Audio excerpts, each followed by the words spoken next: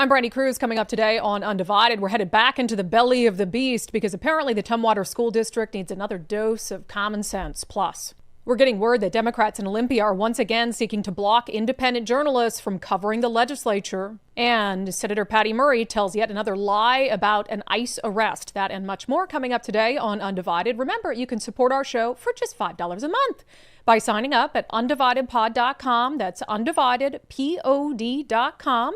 Click on the banner that says support the show.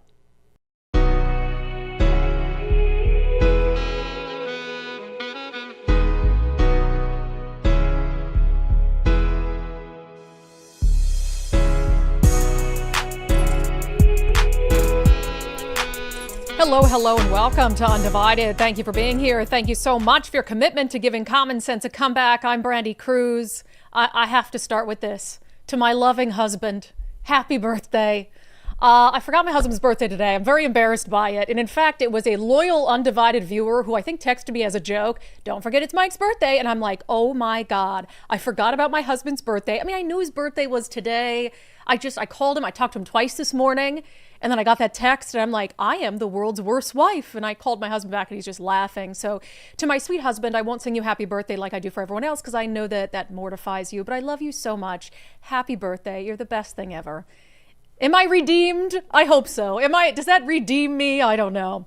All right, we are heading back into the belly of the beast. I want to start with this today. This will be the last, probably the last in-person event I'm doing for the rest of the year. I don't think I have any more.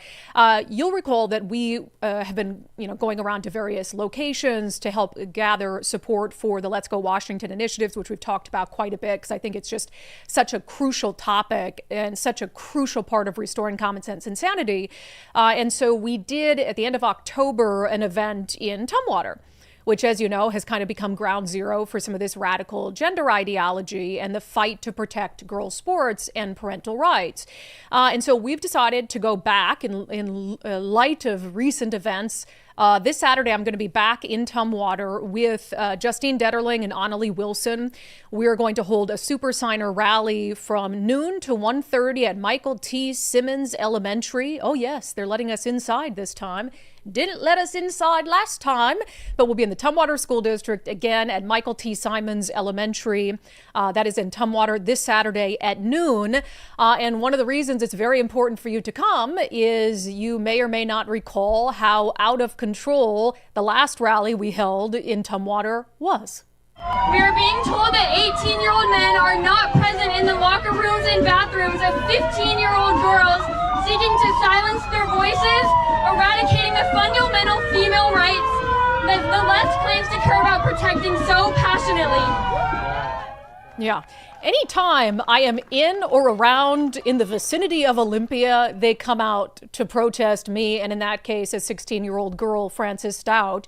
So we've decided, in light of how that went and the unhinged leftist mob that attempted to silence the voice of a 16-year-old girl, that maybe that's exactly where we need another dose of sanity before the end of the year. We're also going back in part because of this latest story that just broke that we discussed on the show yesterday that's now getting national attention about a fifth grade teacher in the Tumwater School District who identifies as non-binary, makes the students call her Mix Thornton instead of Miss Thornton, and told an external investigator that she did not want to teach the 10-year-old child of a school board member who supports protecting girls' sports, which is one of the craziest education stories. It's from our friend at Alicia Perkins at OSD Rescue.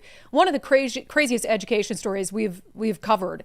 Blatantly said that they had requested a meeting with the principal to discuss, quote, developing a policy or practice to help mitigate the placement of students in their class who come from families that do not support LGBTQIA plus identities, citing personal safety concerns, and specifically naming the 10-year-old boy who is the son of a school board president who took a symbolic vote saying, I don't want boys playing against girls. That made this teacher allegedly fear for her personal safety that she'd have to teach this guy's son and might have to have some sort of interactions with him down the road. So that story broke out of Tumwater this week, so I think it's perfectly appropriate that we are once again in Tumwater this Saturday. We'll be joined by Annalie Wilson, who of course is a teen athlete who's been very, very vocal about trying to protect girls' sports. I have more on her coming up in just a moment, but we could use you all there. Last time we were in Tumwater, I'll never forget the strong men who showed up and formed a circle of love and protection around Annalie Wilson, or around Frances Stout rather, so she could speak, given the security risks at that particular location. And apparently whenever we go down to that area, there's just a lot of far left alphabet mob folks that come out. So I don't know what they're going to try to do on Saturday. I don't know if they're going to try to shut down the event. I have no idea, but we're going to be there hopefully in numbers. Even if you've already signed the initiatives, it's very important for you to be there to stand up and show that, hey, this school district has a lot of work to do on combating radical gender ideology, and we need common sense people to come out. And one of the other things I think it's important to continue to do is to show support for these girls. And I've said at this point, there's no excuse. There really is no excuse. When you've got teen girls who are willing in larger and larger numbers every week that goes by to stand up for themselves, even if it means being ostracized, even if it means losing friends, even if it means being vilified by adults on the internet, I really struggle to come up with an excuse for not speaking out on their behalf if you agree with it. And I think most common sense people, this is like a 90-10 issue. So I think most people agree with the notion that biological boys shouldn't be in girls' spaces and competing in girls against sports, but too many rational adults are just quiet. And I get it. Some people are worried about losing jobs or whatever it is. I'm not saying you have to go out and hold rallies and make public statements, but in your circles to let people know, look, this isn't right. We have to do something about it. I think that's very, very important. And it just shocks. I need to stop saying things shock me. I think it's just a phrase that I'm so used to resorting to, but it doesn't really shock me anymore. It does sadden and disgust me, though. The number of adults who continue to vilify kids. And let's make this a both sides issue for a moment. What have I always said about, the trans sports issue? I've said, don't make it about the kids. Do not make it about the trans kids. One, I don't think that's a good strategy. I think when you make it about trans kids, you lose. But also, it's really not their fault. These are decisions being made by adults that have put them in an unwinnable situation. And so targeting any sort of ire, especially when you're talking about minors. Now, when you get into collegiate athletics, when you get into the Olympics and professional athletics, and you have men who are choosing to compete as women, yeah, you can make it about them. Those are adults. They know what they're doing is wrong. But when you have kids, you don't know what kind of influence they're under, what has led them to that place. I don't believe that our side, or at least our viewers and listeners, have made it about the trans kids. We've made it about Bob Ferguson. We've made it about Nick Brown. We've made it about the superintendent of public instruction, Chris Reykdal. We've made it about the teachers union and about adults who come out and protest our events and try to shut down teen girls. But on the other side, you have all these people choosing to vilify the teen girls who are speaking out, which is just such a crazy thing. Like, vilify me, fine. Vilify, politicians or school board members who don't want boys competing against girls, fine. Like, we kind of sign up for that. But when you're talking about 15, 16, 17-year-old girls who are coming out and just sharing, this is my experience. This is how it's impacting me. I can't imagine as an adult ever focusing my line of attack on a policy issue at them. But that's exactly what's happening. There's this local blogger in the Wenatchee area, right? I've never heard of this person, but apparently is stirring up some drama in the Wenatchee area. And I want to talk about it because that's where Annalie Wilson lives. So, of course, Annalie Wilson is the high school track athlete who lost the Junior Olympics track meet to a biological boy. And she didn't know she was going to race a boy that day. And she's standing on the podium in second place. You can tell she's upset because she starts to realize what has happened.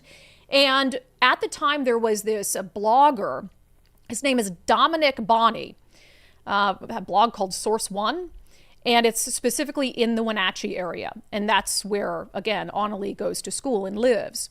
So back when Annalie initially lost this track meet to a biological boy, he wrote this blog explaining, what had happened and the reaction from the community. And he really vilified people who were speaking out against his biological boy. He put this, there was a Facebook post from a guy named Reed Wilson. This is a biological male taking away a victory from a girl in the girls' 1600 meter at the Junior Olympics in Kashmir. So that Reed Wilson posted, hey, with this picture, this is what happened. And this local blogger blasted that parent for just pointing out something that's obviously wrong, saying what's happening on Reed Wilson's Facebook post is a far cry from responsible dialogue. The mob mentality on display is nothing short of shameful, especially from leaders who have been or seek to be elected. We need to tread very carefully and not vilify, threaten, or bully children ever. This child is not some avatar for a group of people you want to punish. They are an individual who is statistically at risk. How must that athlete or their parents feel if or when they read that thread? To know that some of the most powerful people in your community want to run you out of the county, out of your hometown? The issue of trans athletes competing in women's sports may never be solved in the satisfaction of all parties involved. What can be guaranteed, though, is that it will never be solved if we can't discuss the issue like adults. And this is going to set me up for something perfectly. And aren't youth sports supposed to instill character traits we hold up as desirable in any adult? Traits like leadership, emotional maturity, and grace under pressure? As adults, this is our opportunity to model those behaviors for our children if we possess them. So again, this local blogger is a small news outlet published on Substack. He, back in May, posts this about this event and basically says, hey, we can have this debate, but don't make it about kids, which I totally agree with. And that line there, we need to tread very carefully and not vilify, threaten, or bully children ever. Great, I agree with you. Except now he's bullying children. Except now he is bullying Annalie Wilson. So he writes this other article on Substack, the headline after there was this big event in Wenatchee this past week where more than a dozen girls showed up to stand behind Annalie Wilson as she continues to raise awareness for this issue. This same guy, okay? This same guy, what is this? How many months apart is this? Hold on a second. So that was May. So, it's like 8 months later. Let's Go Washington Initiative signature drive comes to Garden City Academy on Wednesday. So he writes this preview about Annalie Wilson, and she's going to be at this Let's Go Washington event. And in it, he calls her an anti-trans activist. Think about that for a second. This is the guy who just back in May was saying we need to tread very carefully and not, 2024, okay. We need to tread very carefully and not vilify, threaten, or bully children. That's him in May of 2024. Because the child being bullied is the trans athlete. But now, fast forward, and Annalie Wilson is speaking out, and he is bullying her, bullying children. Anti-trans athlete activist Annalie Wilson. And then he goes on to describe her as the girl who came in second, with encouragement from her parents, used the opportunity to garner media attention that started with coverage by me and ended with Fox News. So this guy, who back in May 2024 is saying, hey, a trans athlete beat this girl, but let's not make it about the trans athlete. Let's never, ever bully children. In fact, aren't youth sports supposed to instill character traits we hold up as desirable in any adult? Traits like leadership, emotional maturity, and grace under pressure. As adults, this is our opportunity to model these behaviors for our children if we possess them. That's the tone that this blogger is taking when it comes to trying to get people not to bully the trans athlete, something that I agree with wholeheartedly. But it's okay to bully the female athlete. It's okay to call a 16-year-old girl an anti-trans activist, even though she has never made it about the boy who beat her. She's always made it about adults and policymakers and politicians. Now he says she's using this as an opportunity. She would have, I am sure, I think I know her well enough by now, that she much rather would have just run a race against biological girls. She would have got first place and moved on with her life and never had to deal with any of this. So it's okay to bully her, not okay to bully trans kids, of course. And some of the nasty responses on social media, it's absolutely crazy. So these were responses to the picture of all of those girls who were standing behind Annalie Wilson. You poor oppressed majority. Jack, worried about girls but worship Trump and Epstein buddy child rapist? You people are cultish clowns. Cadence, Rushton, trans people existing does nothing negative to your life, you crybaby bitch. We're talking about responses to a teen girl and to teen girls using their voices to stand up for themselves. Bobby Salsa, yes, the old transgender boogeyman that doesn't exist. What a bunch of rancid, inferior turf dogs. They will reap what they sow. Wow. Adults and the media too. So the far left equivalent of our show, is that fair? Not as well known or successful, obviously. Called The Burner, a podcast in Seattle by people who were fired from The Stranger. Hannah Krieg, making fun of Annalee's name. She spells it with an H, A-H-N. Of course that's how she spells her name, LOL. Like, what are you, a child? So you've got a grown woman, probably like in her late 20s, early 30s, bullying a teenage girl who's speaking out for herself because her name is spelled with an H, as if she had any say in that, you know? As if she had any say with how her name was spelled when she was born. Just absolutely crazy. So meanwhile, the attacks on the initiative process continue. This happened at the Port Orchard in Fred Meyer. A woman approached a signature gatherer there. Cynthia Landry here. This guy is promoting hate, and I'm going to tell you what, trans people get to be who they are. Get these on the ballot, sir. Parents' right to know. These, I was going to hold them up for your camera. Get this on the. Okay. Give parents the right to know what schools are doing with their kids. Just don't sign these. It's Fred Meyer, Port Orchard. Come talk shit to me. Will you sign these initiatives? Parents' rights, fairness and girls' sport, citizenship to vote. Sorry. It's like, if you don't want to sign them, don't sign them.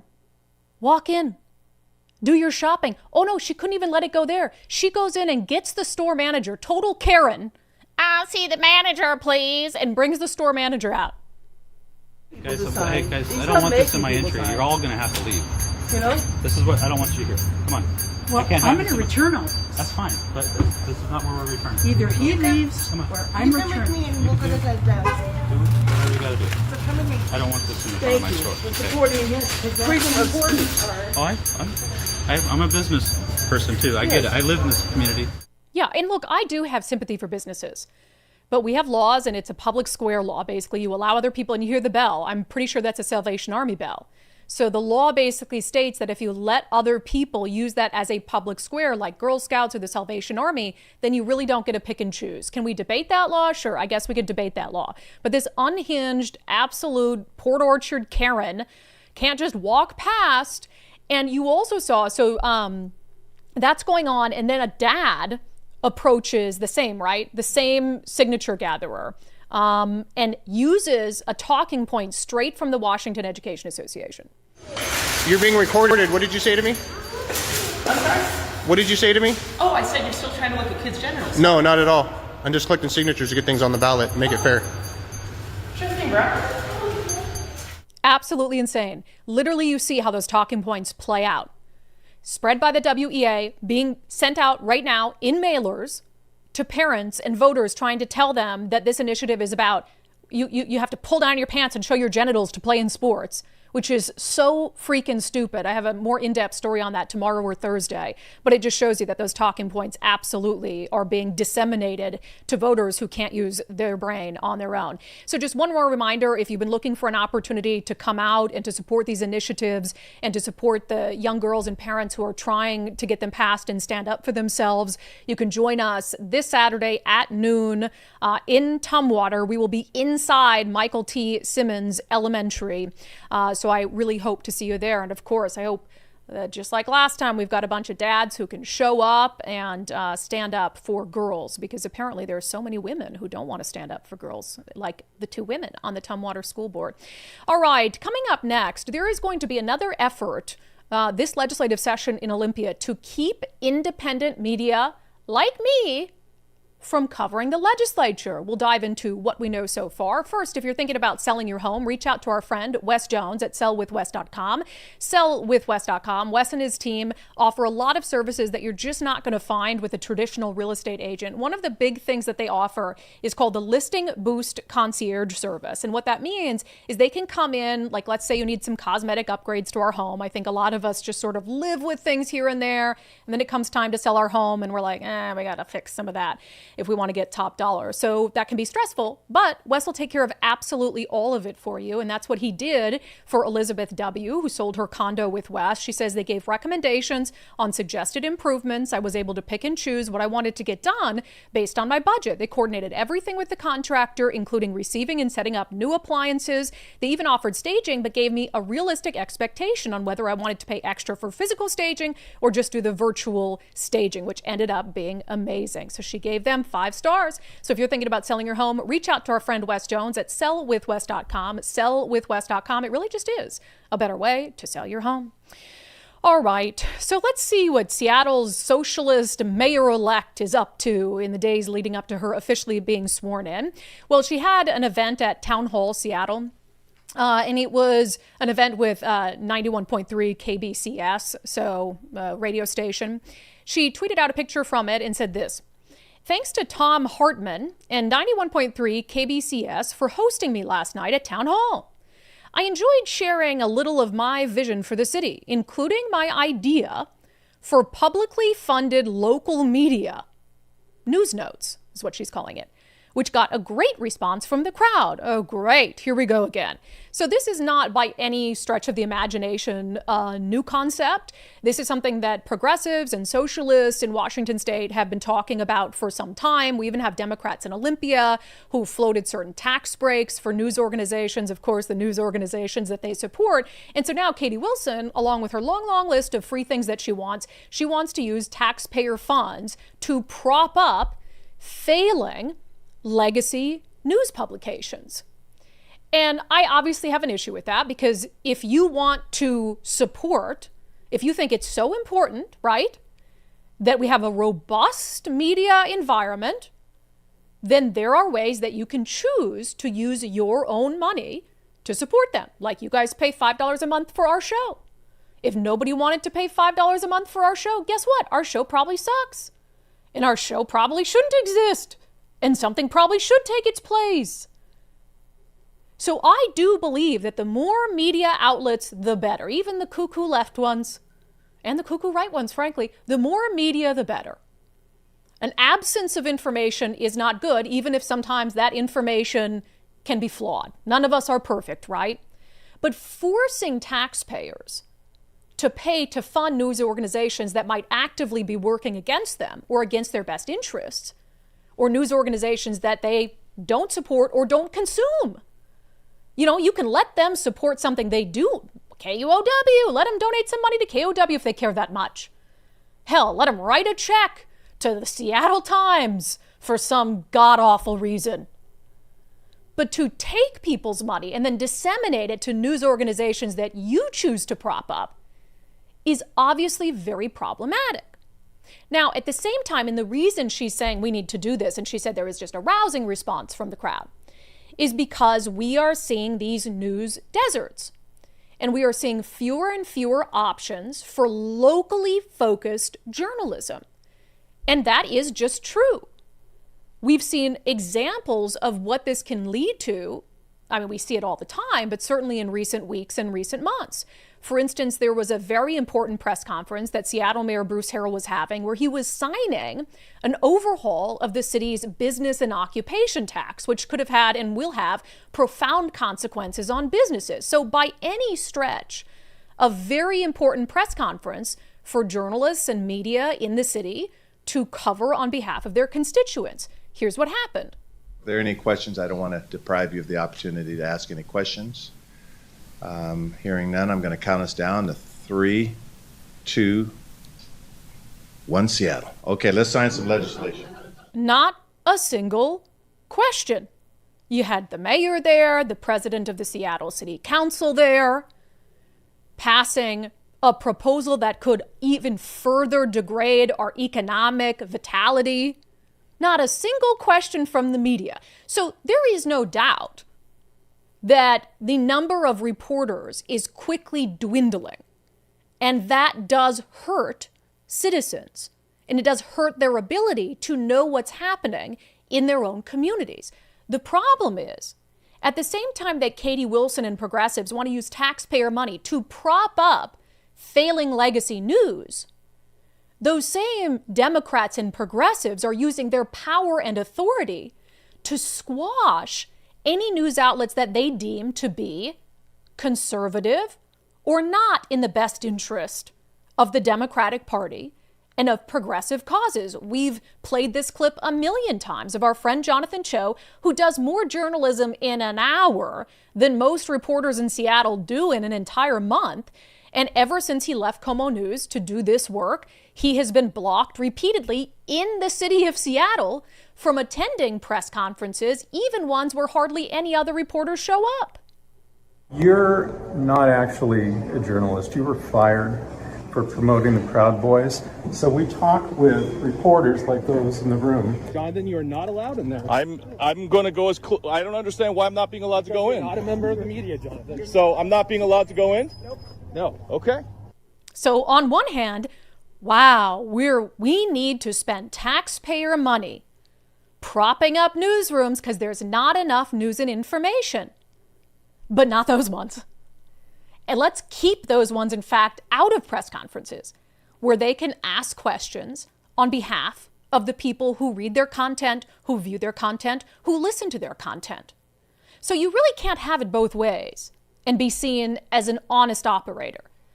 You can't say less journalism is bad, let's fund it with taxpayer money, and then use your power to silence journalists you don't like and to keep them out of press conferences. And it's not just happening in the city of Seattle. As you know, this same dynamic is playing out at the state level as well. So by same dynamic, I mean a smaller number of journalists doing the work, while at the same time, they stop independent journalists from filling the void that legacy media is leaving behind. A couple examples. Just last month, Nick Brown was having this big press conference about his 45th lawsuit against the Trump administration on a very timely, important topic like immigration. There were 2 questions and then this.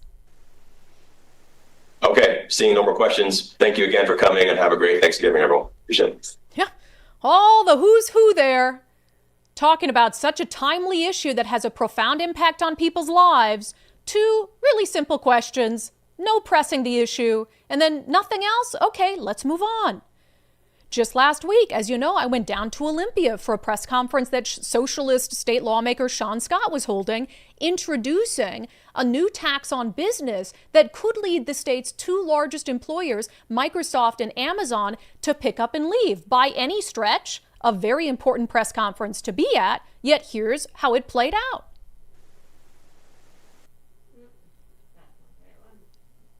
We've got it. Sorry. That's okay. You want to come back to it? Yeah, there it is. This is about today. How can you call it austerity, though, when it's ballooned 170%? We've heard quite a lot from this person. I just want to make sure that we have others with the ability to ask questions as well. And then if we come back to you, if nobody else says anything, then we can go on. Okay. How many taxes is enough? So I show up, there's 12 other reporters there.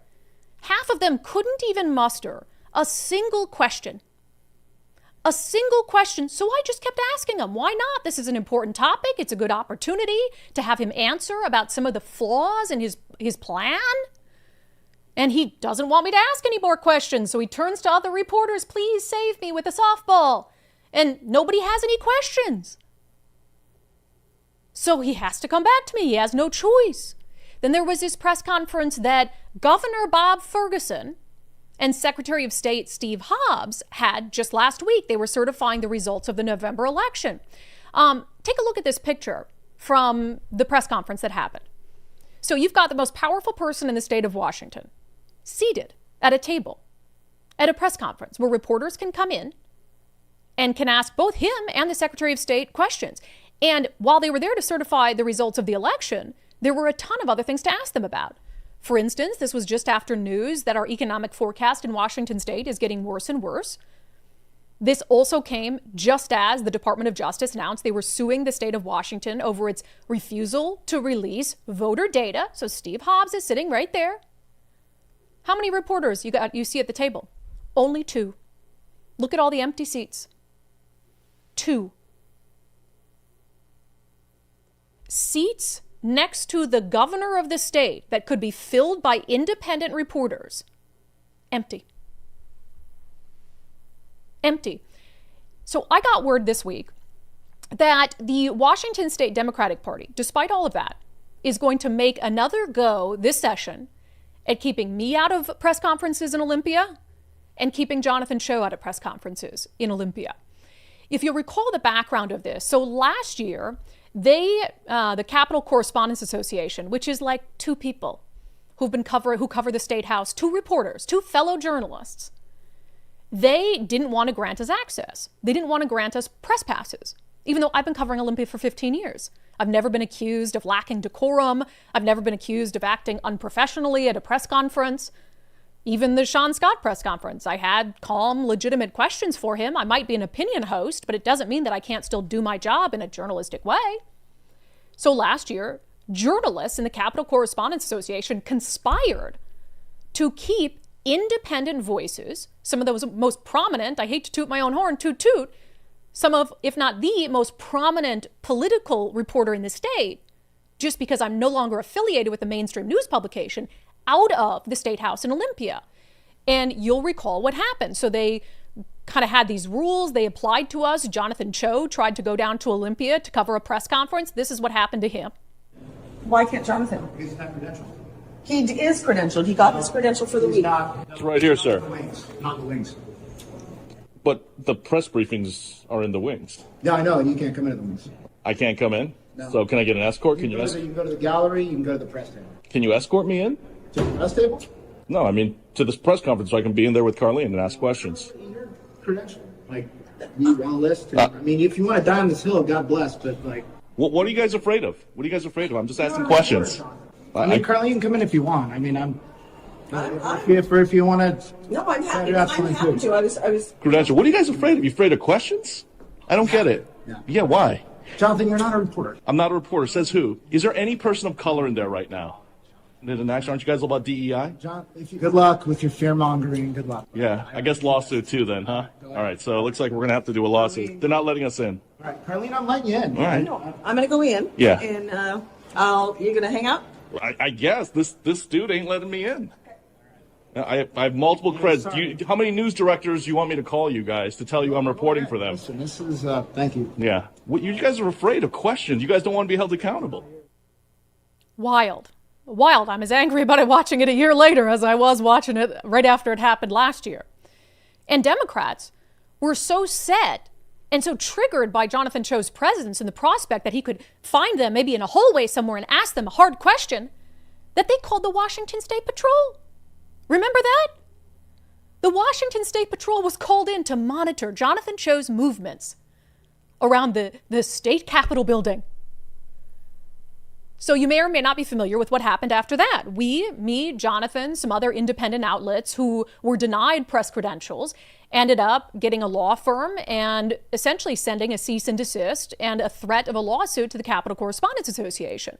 They decided they didn't want anything to do with that. So after 100 years, they decided to rid themselves of the issue and no longer be the entity that's in charge with handing out press credentials. They just gave that responsibility over to the legislature after like 100 years because they didn't want to get sued. So journalists were so set on keeping other independent outlets out of the State House that they got rid of this power they'd had for 100 years and gave the power to politicians to dictate who could come and go. So that was happening around the end of the legislative session last year. So the legislature said, look, we don't know what we're going to do with this. We'll back off for the time being. And we were allowed in for the last couple weeks of the year. Well, now I'm hearing behind the scenes that Democrats, rather than, I don't know, spending time leading up to the session trying to figure out how to solve our state's budget mess, solve our crime crisis, our homeless crisis, our drug crisis, the overtaxation, the unaffordability, you name it. What have they been behind the scenes plotting? How to keep us out of Olympia. I have it on good authority that they are going to try to use these old rules and twist them so that people like me and Jonathan, who they don't agree with, and who they know will ask them harder questions than they're used to, who they know will point out the flaws in their policies, so that we can't go into a building paid for with taxpayer funds and question people paid with taxpayer money. So I wanted to put this on your radar today, because much like last year, we are prepared to fight and take the fight all the way. And I have been morally consistent on this issue as long as I've been a journalist. I don't care what outlet it is. I don't care if it's the Ragettes at the burner.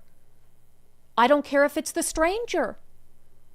If their job is disseminating information to people, even if they do opinion, even if they advocate for or against policy positions, they should have access to people in power.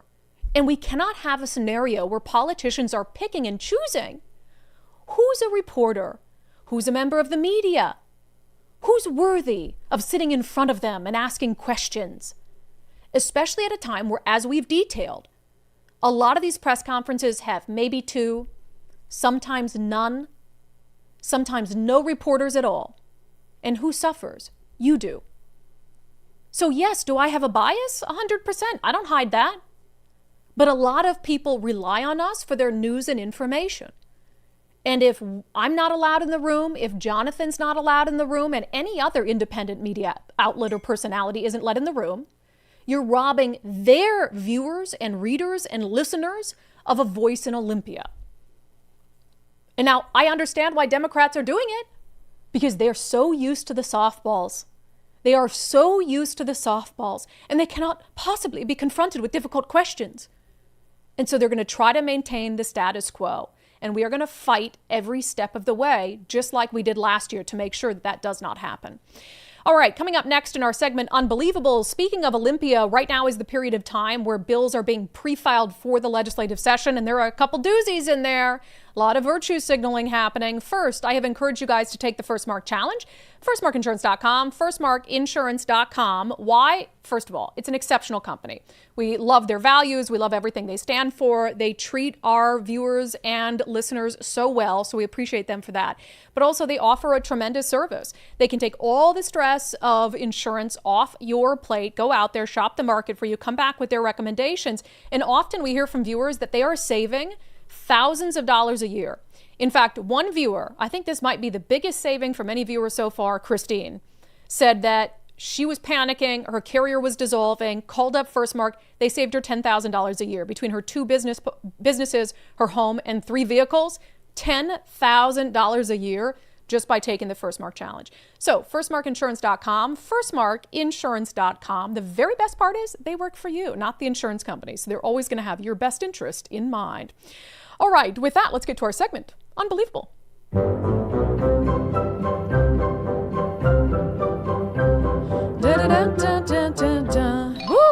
What is it? Do you want us to wear masks or do you want us not to wear masks? Good grief, 5 years ago, if you didn't wear a mask, Democrats would have an absolute meltdown. But now, if you're wearing a mask, you must be members of the Gestapo trying to hide your identities. The virtue signaling on this specific issue is so crazy to me. So we've been monitoring every day the pre-filed bills to get a sense of what's coming up for the legislative session in Olympia and what the priorities are going to be of the 2 political parties. Well, one of the priorities of the party in power is Senate Bill 5855, introduced by Democrats, long list of Democratic co-sponsors. And what would it do? Unmask police officers. And of course, they don't actually care about local police. This is their virtue signaling about ICE.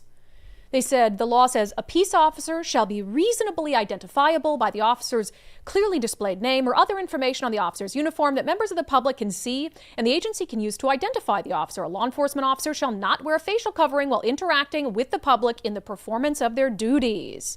Although, again, they forced them to wear facial coverings in 2020 to interact with the public in the performance of their duties. But now this is really about ICE, because this law already exists in order for officers to have to be easily identifiable when it comes to local police departments and sheriff's office and stuff like that.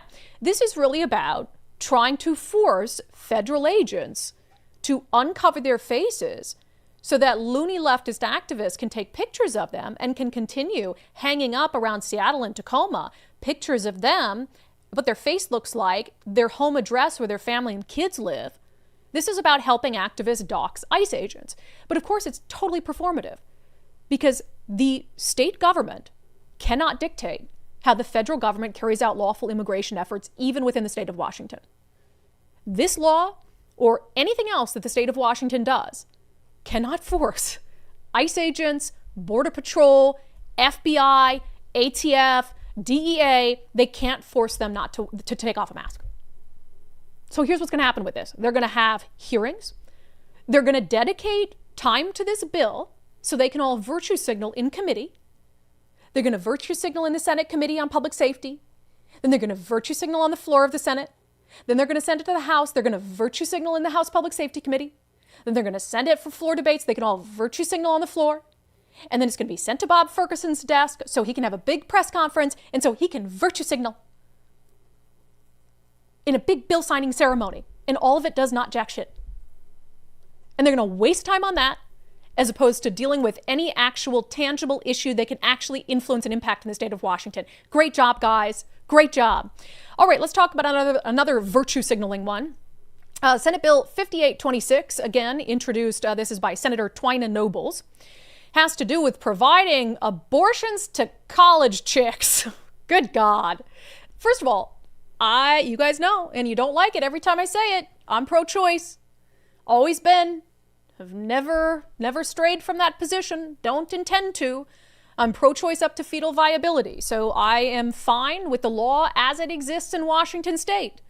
But I do not believe that taxpayers should fund abortions.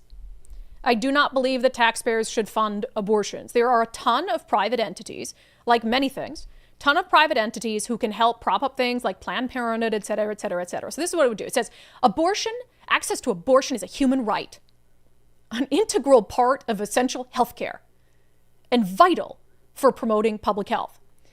While I'm pro-choice, I don't agree with any of that. I really don't. It says there are approximately 196,000. It says this in the bill. Kill me. The bill says this. There are approximately 196,000 pregnancy-capable students. Stop it. Stop it. The bill says there are approximately 196,000 pregnancy-capable students attending Washington's public institutions of higher education, and many of these students need access to abortion services each year. Students seeking pregnancy termination face substantial travel, financial, and logistical barriers. But you could pull this back up, Nicole.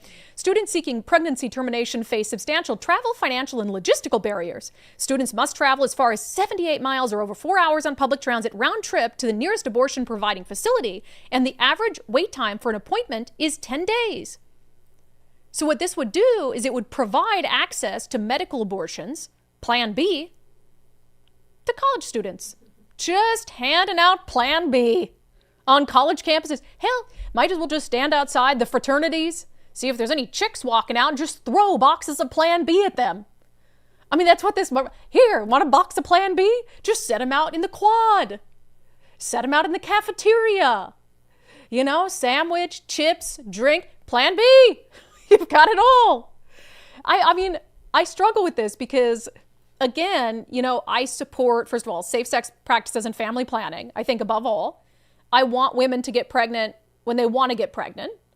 But I also understand that mistakes happen, whoopsies happen. And I know a lot of you are like, Brandi, children are not mistakes, children are not whoopsies. We're just going to have to agree to disagree on this topic.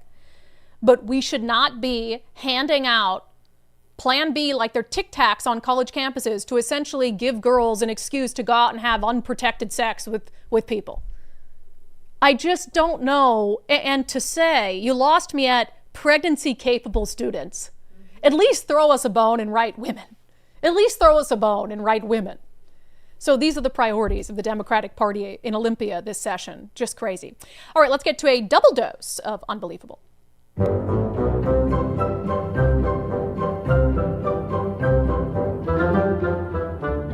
Boop. Plan B for you. Plan B for you. And you know those parties that college kids have where they just put a bunch of drugs and pills in a fishbowl? It didn't happen when I was a kid, but apparently the kids do it now because they like all the party drugs, right? Oh, you just put it all in a fishbowl. What? Throw some Plan B in there. It'll be the government coming in and just dumping Plan B in the fishbowl with all the illicit narcotics at all the college parties. It's just crazy. It's an issue you should take so seriously, and abortion should be taken seriously. I mean, I could be pro-choice, but still believe that abortion is a very, very serious decision, and I do believe it is the taking of a human life. So as long as you're willing to be morally consistent about it, but they just throw it around. So, oh, it's just healthcare. It's just like going to get your teeth cleaned. Good gracious. All right, Senator Murray just cannot stop lying about what ICE is doing.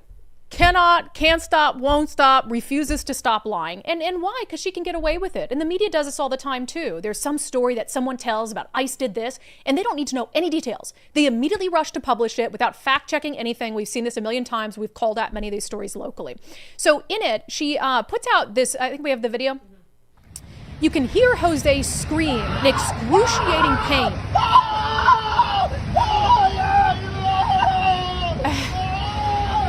As I'm only laughing because I know the truth. As an ICE vehicle runs over his foot while he's being detained. I gotta listen.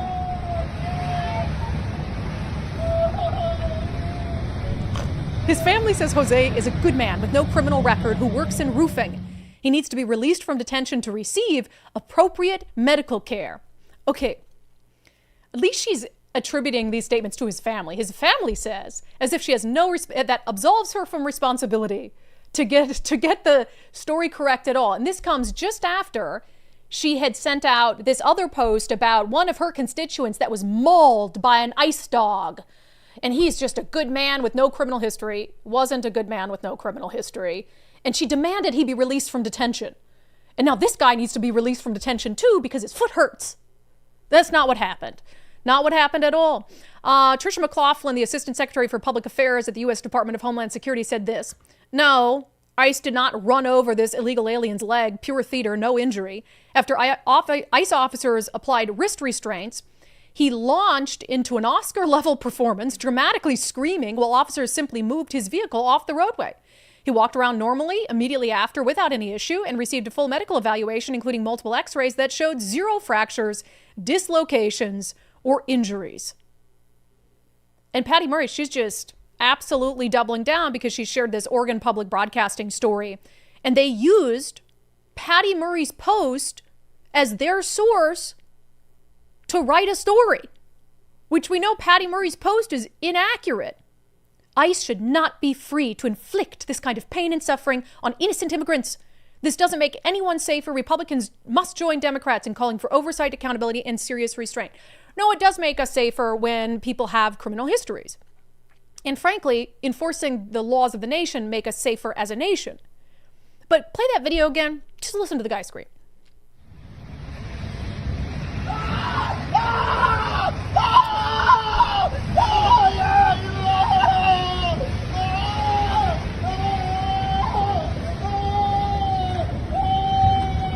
He says his foot was run over. I've had my foot run over before. Has anybody else had their foot run over by a car? It actually does not hurt as bad as you think it would hurt. And that's how I know he didn't have his foot run over by a car. Well, and you'd think it'd be a sharp pain that you'd be like, wah! And then it'd be like done. A shock, right? I'm sorry. I believe the federal government. Mm-hmm. They said he got x-rays, nothing's broken at all. And frankly, if you're in the country illegally and you're trying to be detained, all you have to do is just cooperate. And nothing's going to happen to you except you're going to be deported from the country. for coming here illegally and maybe for the crimes that you committed while you're here. But Senator Patty Murray has zero interest at all in waiting for the correct information before pushing out a narrative that the media then picks up, and the media spins it as true because the media is quoting a United States senator, and a United States senator wouldn't lie. Just wild. Absolutely unbelievable. All right, we'll get to some national news coming up next. My friend Nick Sorter launching a $10 million lawsuit against the Portland Police Department, accusing the agency of targeting conservatives during the protests outside the ICE facility there that continued for months on end. First, if you are a small to mid-sized landlord in the state of Washington, consider becoming a member of RHA today. RHAWA.org, RHAWA.org. Not only can they help you navigate the ins and outs of being a landlord in the state of Washington, all the new rules, regulations, paperwork, documentation, all of that stuff. They can help you. They do it all the time. It's like second nature. But they're also down in Olympia once the session begins in January, advocating on your behalf, trying to get meetings with lawmakers on both sides of the aisle to talk about the issues facing housing providers, and also to talk about, some of the policies and how they'll impact people who provide rental units to individuals to live in. So RHAWA.org, RHAWA.org, empowering Washington State's housing providers. Become a member today. All right, in a little bit of national news. So you'll recall Nick Sorter, he was on the Antifa roundtable panel with me at the White House, and he had been in Portland covering what was happening for months on end outside the ICE facility there. And the first day that one of the first days that he was there, he had been, and I don't know, do we have the actual flag video? Can you play that? Look out of here, white boy. I'm walking down the street. You're going nowhere. Get out of here. No, f*** up. So he's trying to walk away Get out of here. from these goofy Antifa wannabe ninjas. And they won't back away from him. They make contact and he defends himself, and then they push him down. And so all that happened on video. It was very clear who the aggressor was. Antifa had been outside this facility assaulting. I was assaulted outside that facility, assaulting Katie Davis Court, Honey Badger Mom for months on end, and no consequences. No consequences for the conduct that the far left agitators were engaged in. But after that happened to Nick, there was a consequence. He was arrested by the Portland Police Department. It was funny because this was just a couple days, or maybe the day before, maybe 2 days before. We were at the White House, and he was with me waiting to get into the White House and go through we had been pre-screened and pre-cleared, but his arrest had happened in the meantime. And so now all of a sudden he had this brand new arrest that they were trying to figure out if they could let him into the White House. And I think they had to call someone in the White House, and they had to explain that he was wrongfully arrested and released without charges by the Portland Police Department. So it pinged on the Secret Service thing when he was trying to get into the White House. But in all seriousness, it's insane that happened to him, because you see the video, you see very clearly that he wasn't the aggressor. He was trying very hard to walk away. They wouldn't let him walk away. They were in his face. They made contact with him. He tried to create some distance, and then they pushed him to the ground. He gets arrested after months of Antifa never getting arrested for anything. So now he is suing the Portland Police Department for $10 million. He went on with Laura Ingraham on Fox News last night.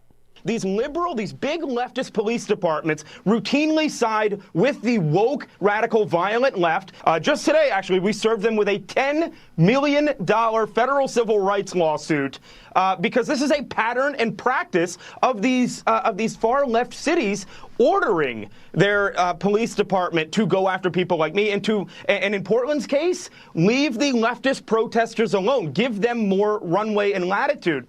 And I do believe that he has a case to be made from firsthand experience. There were instances, and this happened to me. I went down, this is towards the end of the ICE occupation, and I got assaulted outside this encampment that Antifa had set up. Totally unprompted, had walked outside the tent area. You guys will recall this, was pushed down, my camera broken, a big kind of burly woman with a, what do you call this? Like a crowbar across my wrist with their arm, just insane.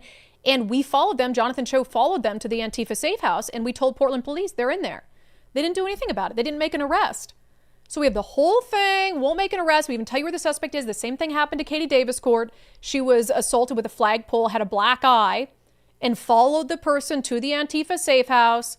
Portland police had the person at one point, let him walk away, let him go into the safe house, and just said it was too dangerous to go in there.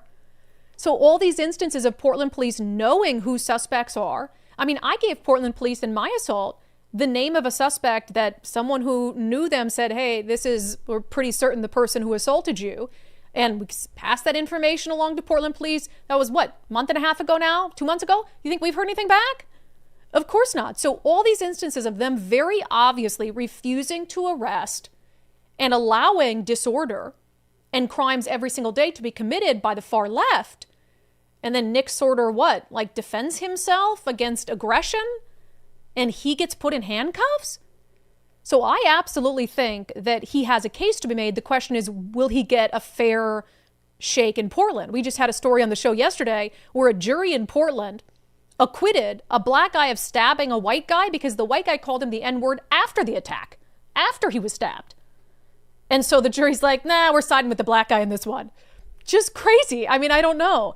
So I'm glad. I think discovery will be the really telling thing here, because you can actually compel as part of, and I think that's what Nick Sorter, he was talking to Laura Ingraham last night, what he really wants here is that discovery process to be able to get any sort of internal directives that were given to either not arrest the left or focus on arresting people who were, deemed to be on the right or deemed to be conservative. So we will see what comes of that. All right, let's get to our daily subscriber show poll. I asked you guys this one. I realize it's a little open to interpretation, but bear with me here. Sometimes I do that intentionally. So I asked you on Patreon, Locals, and X, should public school teachers who identify as transgender have to teach a student who either personally opposes that identity or whose parents oppose that identity? So this, of course, is in reference to the story that's developing out of Tumwater with the 5th grade non-binary teacher who wanted the school to craft a way to remove students or put students in different classes who basically had conservative parents because them worried that it would put their safety at danger if they had to interact with parents who disagreed with their identity. Now, I will say, after reading the full investigative report, the teacher made it clear, oh, it's not about the kids, it's about their parents. But it doesn't matter. You're making it about the kids. These are 10-year-olds. They're 10 years old, right? So here's where I say this is a little bit open-ended. Because let's say, first of all, just reading it as it is, Nicole, yes or no? Should they have to teach a student? Or, because you could say a high schooler, right? I would say that's what you sign up for as a public school employee. You can't just pick and choose who you are teaching. Correct. If I'm the parents, would I want my kid in that class? No. And do you get to choose? Yes. Yeah. So I think the obvious answer is yes, right? Yes. Now, I think there's a little wiggle room in my mind if this, let's say you've got a senior and they don't believe that transgender is a thing and they are actively doing something to make the teacher, saying things to the teacher, disrupting the class. But then that becomes a behavioral issue, right? That becomes a behavioral issue. And so just the teacher saying, oh, conservatives don't, they don't believe, first of all, your identity is a fantasy. I think that's important to realize. It's people don't have to live in your fantasy world. And the sooner that you give that up, the better, and just be comfortable. Be comfortable, especially as an adult and a teacher. Be comfortable in who you are, if that's really who you think you are, and don't force your fantasy on other people. Why does it matter to you if other people adopt your fantasy about yourself that you're they, them? So yes, I think the legitimate answer is, of course, they have to teach that child. Now, would you want? I don't know. And if you cannot use, I was feared for my safety. There's nothing to back that claim up. No, and there's no threat to violence. There is no, I mean, you can't just say your feelings being hurt is a threat of safety. No. Now, if they're threatening you because I'm not having my kid taught by some tranny or whatever it is, and I'm going to come to the school and beat your ass, totally different. Now that's a law enforcement issue. You know what I mean? So you're right. You didn't give anything to back up that you actually might be at risk because this kid's dad doesn't want boys to play in girls' sports. That's unhinged. And before I get to your guys' comments, I got, actually, let's get your comments and I'll talk about that a little bit on the back end. But 98% of you said, yes, the teacher has to still teach a child even if they don't agree with the child's politics or their parents' politics. E, just like everybody else, do they truly want equality, or do they just want revenge? Stephen, there is no need for any student in the classroom to even know that a teacher is trans. Well, I mean, they're going to know something's up because she's making them call her mix, they, them. Cynthia, yes, except as a parent, I would not want my child in the classroom of someone who would then be likely to punish my child to accept their psychosis as normal. This person is not hired as a teacher. This person not being hired as a teacher would be the best solution. I mean, you can't do that because that would be discrimination, but there is a level of, should you be pushing that identity on kids? I don't believe that that's fair. Leanne, under no circumstance should any teacher ever reject an opportunity to learn something from someone different from them, but to refuse to teach any group of people is absolutely abhorrent. Yeah, I agree. Junie, should a Christian teacher have to teach a student who is transgender? Should a Jewish teacher have to teach a Muslim student? Should a Muslim teacher have to teach a Jewish student? Should a Democrat teacher have to teach a child from a Republican family, or vice versa? You get the picture, right? If you allow this for this trans teacher, then what else do you allow? Oh, all of a sudden the Muslim teacher doesn't want to teach the Jewish kid because free Gaza or whatever it is. You can't do it. And no sane adult should want to do it. It is such an insane thing for this teacher to have even said that I don't believe they're fit to be in the classroom. And what I was going to say is I got this email from another teacher in the Tumwater School District after we aired this story yesterday, basically begging us not to talk about it anymore, saying that this MX Thornton is a nice person and doesn't deserve the hate that they're going to get. I don't know this person. In my entire career, whether someone is nice has never factored in to whether a newsworthy story should go to air. I'm sorry. And I don't think it's nice. I don't think it's a characteristic of being nice to suggest that you can't teach a 10-year-old boy because of something his daddy said on the school board and because his daddy took the position of no boys and girls sports. I don't think that that's a nice thing to do, to put a 10-year-old boy in that situation. So, you know, you're a public school teacher, you're paid for with public funds, and you're fair game. Your actions, your words are fair game. Govern yourself accordingly. Wild. All right, we'll get to comments coming up next. Nicole and I we were trying to get done roughly on time. Today we'll be a little late, but we're heading down to Vancouver, Washington. We've got an event tonight, and then we're coming back. We're not missing the show tomorrow. We're driving there in the big rainstorm. And we're driving back tomorrow morning, so we'll see how that goes. Hopefully we don't get flooded off the roadway. Our friends at Valentine Roofing have just been awarded the best roofing company in the Pacific Northwest for a third year in a row. So why would you use anyone else? And they offer so many different services. This time of year, they offer custom holiday lighting, which I think is pretty cool. Can save you the stress of having to do that yourself. And it's very reasonable. So you can call them for an estimate on that, 206 Roofing.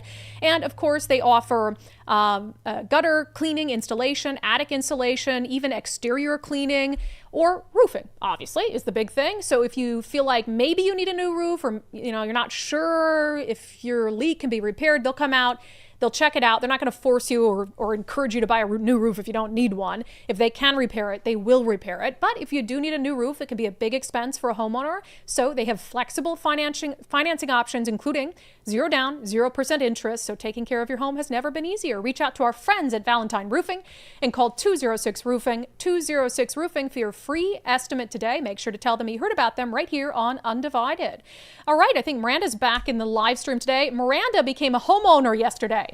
Officially a homeowner. I'm excited for her. She's so excited. She sent me a picture of her keys. So her and Javier are new homeowners. That's why she wasn't in the live chat yesterday dealing with comments. I also saw her transplanting kale. My sister is so funny. So she has like this. My sister has the greenest thumb. She's such a hippie, and she has like soil she's been working on for a long time. So she's transplanting the soil that she's been working on for her. Good. And apparently they have a whole trailer of all her little pots and plants and stuff because now the house they got has a much bigger backyard than their rental did. And so she's super excited to garden and do all her hippy-dippy stuff. So yeah, so congratulate my sister on her. I'm going to go down to, Mike and I are spending the last 2 weeks of the year in Florida because we take the last 2 weeks of the year off, show off every year. And so we get to see her house, and I'm not going to help with gardening, though. There's bugs in the garden. And I don't even know what would be in there in Florida. Pythons, alligators, lizards, parrots. I have no idea. All right, on this weekend's signature gathering event, we would love to have every single one of you there. Again, it's the last one I'm going to be able to do, and I think it's the last public event that I'm going to be at until 2026. Nighthawk says, been gathering signatures for all 3 petitions. Yay. See, you can just do that. Isn't that fun? You can just go do it and just say, this is how I'm going to contribute. I'm going to get five people to sign. I mean, I makes such a difference. We've only got about a week left, a week and a half left for both of them, or for all 3 of them. I think that the voter one is a little bit longer. Like they have a few more extra days, but either way, I mean, you've got about a week left. Go get them. Yeah, it's crunch time. And I really should say the one I'm most worried about is the voter ID. Go do that. And it's kind of sad. I guess we should have been kind of maybe promoting all of them equally the entire time, because one of them is from the state Republican Party. The other one are Let's Go Washington. I just think from an issue perspective, I'm more passionate about what's happening with the parental rights side of things and in our education system. But voter ID is common sense. If it gets on the ballot, it'll pass as long as they don't mess with it at all. So find a way to sign all 3 of them. I think it's wagop.org, and you can just print. You can print make sure it you on have there. the same or the right size paper, and then you can print it, send it in. Yeah. Print it, send it in. And you can also find like your local GOP office, and they should have copies of it there. So just call ahead to make sure that they're open.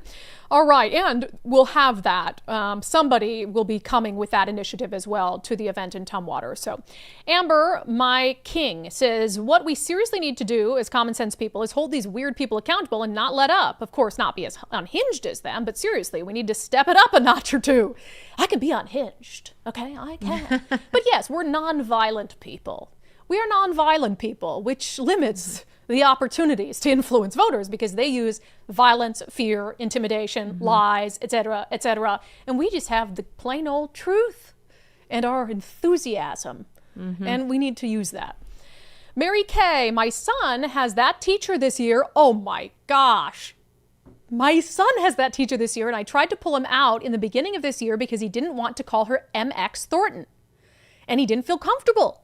When I went to the conference at the beginning of this year, I called her Miss Thornton. She didn't correct me, but on the first day of school, she corrected my son. Okay, that makes me mad, because if you're really going to say that I have to be called Mix Thornton, instead of, I think... You can't correct an adult, but you can right. correct a child. Then you should have made it very clear out of the presence of... Here's what an adult would do, right? You're out of the parent-teacher conference. Ask the child to kind of, can you give me and your mom just a moment alone? Tell the mother, hey, it's really important to me that I'm called Mix Thornton. I don't want to correct anyone. I mean, it's unhinged, right? It's unhinged. But they're not going to get around it. They're not going to get around it. So all I'm saying is an adult would tell the parent, I noticed you called me Miss. I'd really prefer this. It's what my expectation is going to be of kids in the school year. Now, you can have that debate, and it's really stupid, but to not correct the mom and then to correct the 10-year-old child in front of other students? Come on, guys, that's unhinged. Mary, I need to know all the dirt. I know. I need Give to know us all more. the dirt. There's nothing What the school else can has do to you. happened? There's nothing the school can do to you for sharing what's happening in a public school. These are people who we pay their salaries. You pay their salaries. They work for you. There is no consequence to doing that. All right, on the outrageous adults attacking girls for standing up for themselves on social media. Who does that? Who attacks teen girls? People on the other side of computer screens. Right, it's just wild. Joanna Douglas, you will not find one comment from me attacking a trans athlete. Minor. Now, if you're an adult, fair game. But if you're a minor, I'm not going to make it about you. No. Joanna Douglas, Dominique is horrible. That's the blogger. Another bad one in Wenatchee Valley is Progressive DeVillery, who he works alongside. They are also horrible to Annalie and others who think like we do. Well, we just called them out as being, awful. I know. So I think that they run blogs, and then sometimes they get published by an actual news source, which what are you doing, news sources, publishing? Yeah, that's weird. And to call a girl anti-trans, no, they're pro-girls. It's just wild. No. On Katie Wilson wanting to publicly fund the media, Eric496, it's sad that people haven't read or saw the movie 1984. Yeah, they want to control information. And again, you think they're going to use that money to fund any media outlet that they deem as even slightly to the right? Of course not. I mean, they think the Seattle Times is conservative, right? Lockman, this is totally Orwellian. Newspeak coming to a screen near you. Look, and again, I do opinion. I am giving you my opinion on the show every day. Do I ever pretend it's something else? Now, we couch that in fact, so I'm forming my opinion based on factual information that we verified. In the very rare instance, we get something factually wrong. My opinion might not change, but I correct the factual information. So it's important, I'm not talking, I don't believe news outlets have to be considered, can only be considered journalism or legitimate media if they don't do opinion. This nation started with opinion. And that was why the First Amendment was made, is because you had the pamphleteers who were sharing their opinions and trying to get, the U.S. to break from the monarchy. And so that was the old school free press. But now that people doing exactly that, advocating for positions, pushing back against the government. We're not journalists. We're not members of the media. We are not allowed in spaces. It's wild, wild stuff. They also have it so easy. It shocks me that they even bring attention to it because they have it so easy, as we showed today. Like, nobody asks them questions. Nobody presses them other than us. But that's why they can't have that. But I mean, they can't shut us down. Think of that Sean Scott press conference. What it would have been like had I not been there.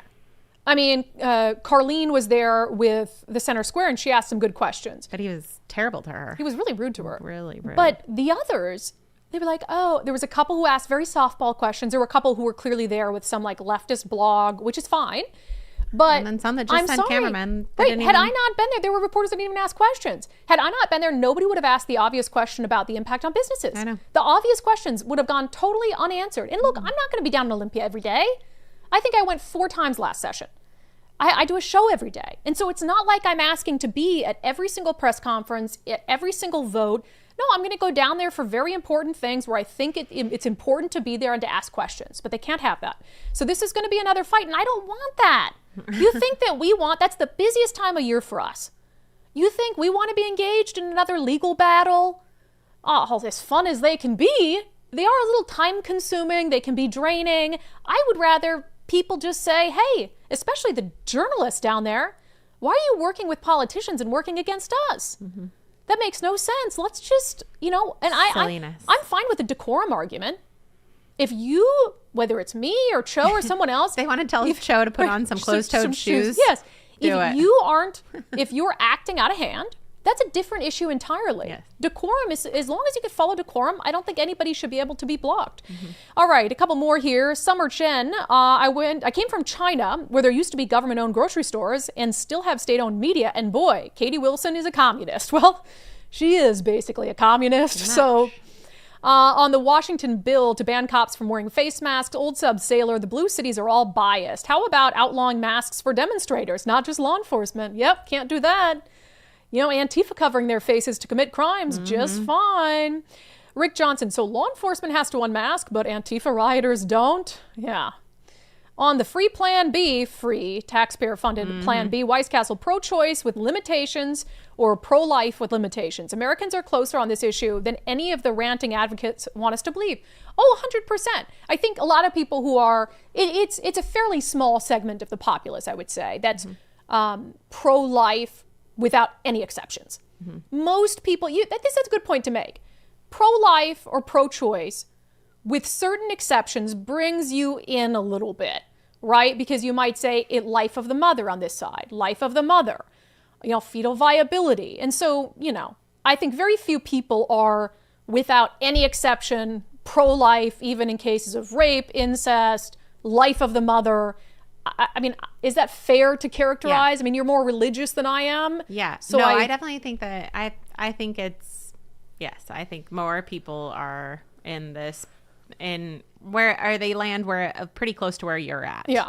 But I think that this normalizing Plan B, like it's a vitamin that you take just to stop pregnancy, or like it's birth control, because it's not birth control. It's after birth control has not been used, right? So I think they're just trying to normalize it and to keep the birth rates down and get what they want. And I don't know. Well, like you said, it's not a daily vitamin. It's not like it's not a daily vitamin, and it's not fun to take. From what I hear, it's not. I mean, and now you've got people just taking it, thinking it's easy. It's pretty rough on your system, from what I've been told. So I'm like, I don't think this is what you just have sitting out for kids to take. Well, right. And you need to, because you can buy it.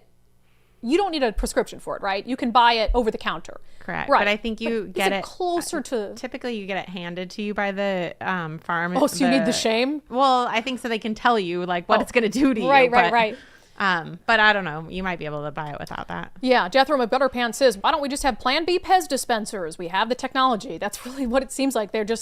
It's a casual, Plan B, take a pill. Yeah, it's kind of like Narcan. Kill the fetus.